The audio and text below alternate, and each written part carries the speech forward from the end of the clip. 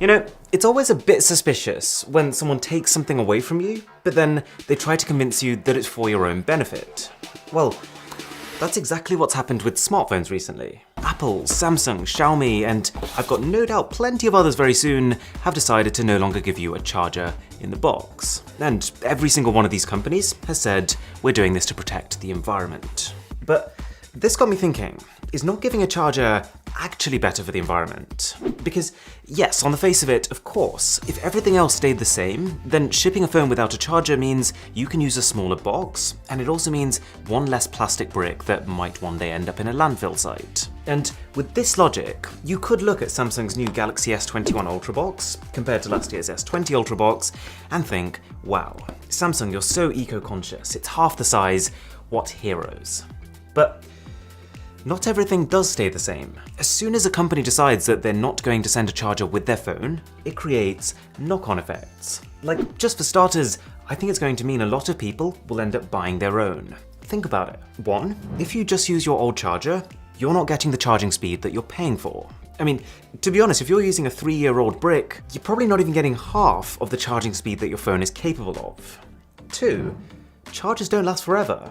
Like, aside from the fact that people lose them, if you just carry on using a charger that you've already been using for 3 years, for another 3 years, then there's at least a reasonable chance that something's going to go wrong with either the brick or the cable that's specifically made to fit that brick. And so you might end up buying a new one anyways. And the third thing that I haven't really seen anyone talk about is that this whole concept of not giving someone a new charger, it rests on their ability to be able to use their old one. But I feel like the way it works in most households is when you buy a new phone, you sell or give away the old phone, including the charger that came with it. So, assuming that at some point within the 3 years or so that you use your new phone, you decide to buy a new charger for it, then straight away, we have already used more packaging than the entire box of the last generation. Now, you might be looking at me thinking, well, don't be silly, this is tiny.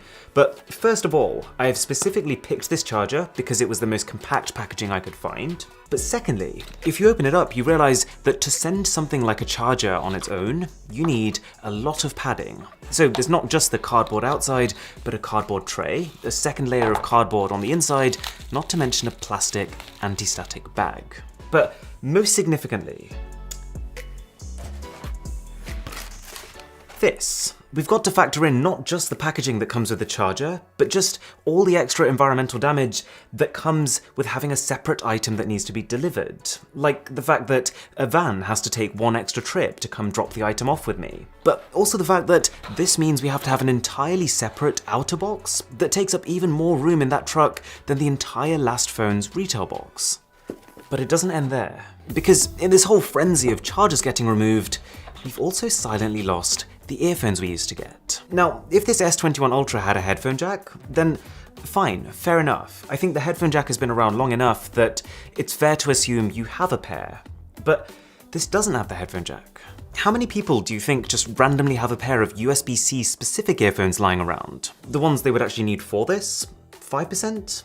2%? I mean, sure, wireless earphones are booming right now. I could always go out and buy a pair of Galaxy Buds Pro, but those are in a completely different price bracket. And so the solution for a lot of people is going to be, okay, I'm going to go onto Amazon.com and I'm just going to buy the cheapest USB-C earphones that I can find. So that is what I searched for. And I did find a pair that had some nice compact packaging, but it was out of stock, so really just to demonstrate my point, I ordered the normal headphone jack version of those same earphones. And this is what I got. Let me be very clear.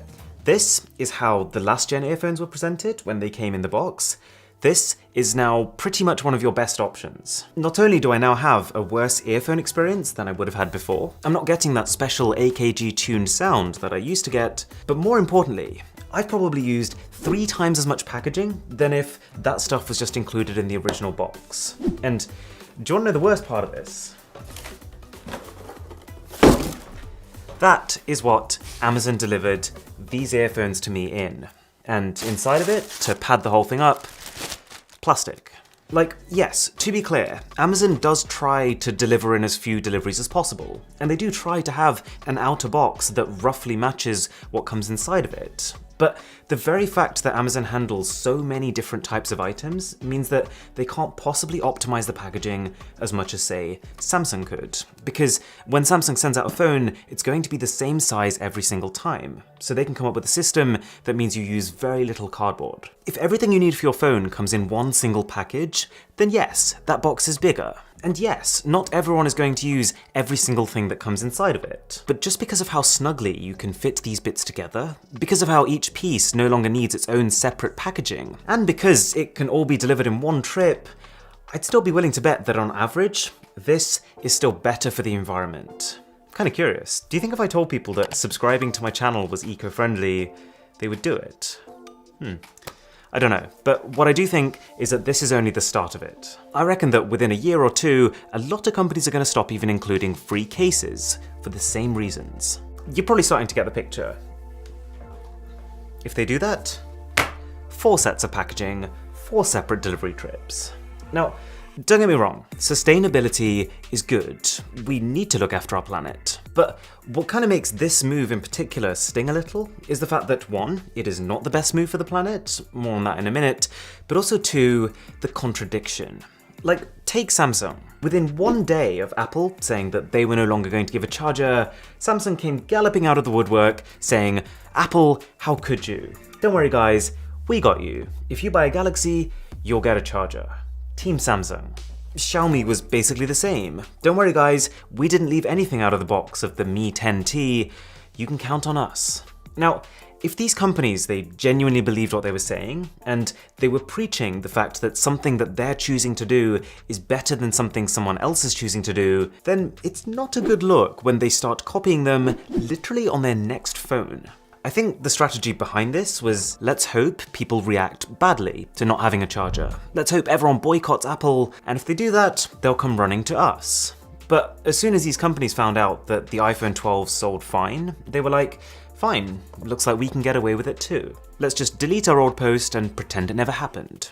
Samsung actually did that. And so, from this perspective, you can kind of cut Apple a little bit of slack, because at the very least, they were being consistent. Apple has almost built a reputation for doing this kind of thing, just trimming what they deem as unnecessary. Courage. And Apple has never put a lot of weight on chargers. That's been very evident from how far behind they were versus the competition, and they've never said their phones were great because they came with chargers. And so, even though this was a controversial decision, it at least with Apple felt purposeful. But Apple has a different issue. They say they're removing the charger to help the environment, but some of their other actions kind of seem to go in the opposite direction to that. Like how the cable you get in the iPhone 12 box doesn't fit the old charger. So if you want to use the new cable, you gotta get a new charger.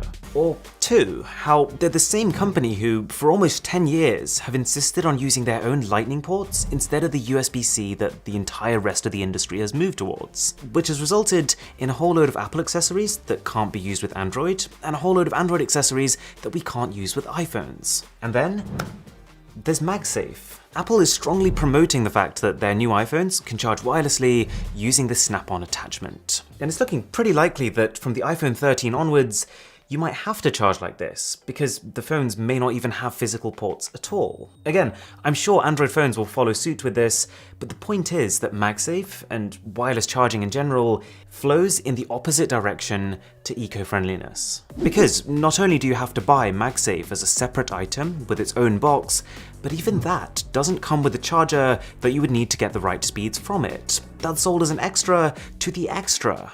And most importantly, wireless charging is inefficient. Because you've got to pass power through 3 or 4 layers of material, you have to basically create an electromagnetic field just to get it across. And by transferring energy like this, a lot of it ends up as a byproduct: heat. I was reading an article the other day from Eric on debugger.com, and he found that he was using up 47% more energy to fully charge his phone using wireless tech. And when you think that you're charging your phone possibly every single day for potentially 3 years that you might use it, that is going to add up big time. Not to mention how he also found that some wireless chargers were actually sipping power whilst not even actually charging anything. So 24 hours a day, energy is being wasted. Now, to be fair to MagSafe, it is about as good as wireless charging gets. It has magnets in the system to mean that the coils can line up as efficiently as possible, but compared to wired charging, it's still not very good. So, what I'm trying to say here is that, yes, companies want to be green, but what we need to bear in mind is that they only want to be green in so much as it makes them profit. And so, as long as people feel bad about the state of the planet, and so they feel good about buying apparently eco-conscious products, I think we'll be seeing a lot of these kinds of decisions being made. And that's fine. This is how businesses work. But what I do think is disingenuous about this whole no charger situation, is that the way it's being sold to us is not factoring in all the knock-on effects it creates. Like, it's very easy for the company to say, we've made our boxes this % smaller, and so we've reduced our carbon footprint by this much. But that's just a thing. They've reduced their carbon footprint. I'm sure that from a company perspective, this looks great on paper. It looks like they're saving the planet. But all that's really happening is that that carbon footprint is being shifted to the consumer, who now has to potentially go out and buy their own charger, potentially even their own earphones, all of which have to have their own set of deliveries and their own set of packaging. Okay, so the only thing left to answer is, was there a better way of doing this? I think so. I think a much more eco-friendly approach to this would have been to, instead of dishing the charger, to improve the charger. How? Better materials. We've already actually started seeing chargers based on gallium nitride, which, because it's more efficient, can deliver the same output by using fewer materials and fitting into a smaller brick. So much smaller that you could realistically have a pretty powerful 30-watt charger that actually fits into one of these new slim boxes. And I guess the most important aspect of gallium nitride is that every time you charge your phone using it, it's actually wasting less energy. Gallium nitride chargers are up to 25% more energy efficient than just using a normal silicon charger that you might have lying around, which means it could be up to 70% more efficient than using the wireless chargers that we are getting currently pushed. Not to mention, the byproduct of these being more energy efficient means that with a gallium nitride charger, there is less heat generated, and so they have a longer lifespan too. So using these kinds of chargers and actually working to make them even better is what I see as a sustainable future. Now, to give Xiaomi a bit of credit, even though they did drop the charger for their China phones, for the international version of the Mi 11, which they literally announced 2 days after I filmed the rest of this video, they are not just including a charger, but including a 55-watt gallium nitride charger, which is great. So even though this will probably be one of their last phones with a brick, at least it means that people will have this good quality brick now to use with all their future phones. Okay, thank you so much for watching. My name is Aaron, this is Mr. Who's the Boss, and I'll catch you in the next one.